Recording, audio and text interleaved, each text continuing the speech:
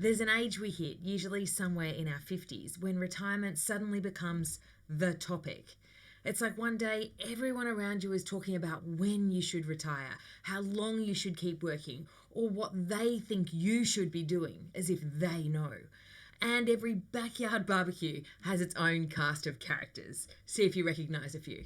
There are the tired people, the ones who are absolutely convinced they're done. They're exhausted, burnt out, and feel like if they don't stop soon, something in them will snap. There are the financially ready. They've done their numbers, their spreadsheets sparkle, and yes, they could retire tomorrow, but they actually like their work, or at least parts of it, and they're not ready to walk away just yet. There are the work lovers, the people who genuinely love what they do. They don't just enjoy their job, their identity is tied to it. Even thinking about retirement feels a bit like cheating on their employer.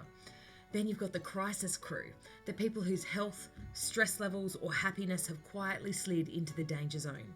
They know deep down that staying in the same pattern is doing them real damage, but working out what comes next feels overwhelming. There are those whose retirement isn't really a choice at all, the carers. When someone you love needs you, work drops right down the list, whether you're ready or not. Fate steps in and sets that timetable. And finally, there are the people who simply don't have enough. They have to keep working until they're eligible for the age pension, the state pension in the UK, or until their finances finally line up. Not out of desire, out of necessity.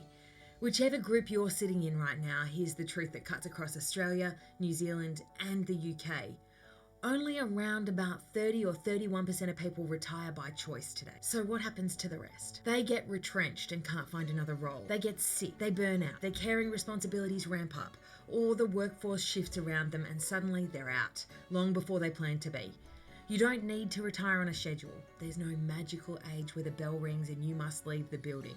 But you do want to be in control of the journey out of the workforce, not swept out by circumstances beyond your control.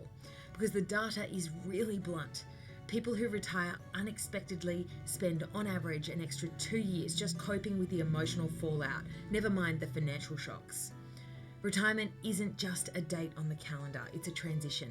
And like any transition, the more prepared you are, the smoother, healthier, and more financially secure it's going to be for you. My name's Beck Wilson. I'm the author of How to Have an Epic Retirement. It's out in Australia and New Zealand this week and the UK next week. Get yourself a copy, pop me a follow, and let's make your retirement epic.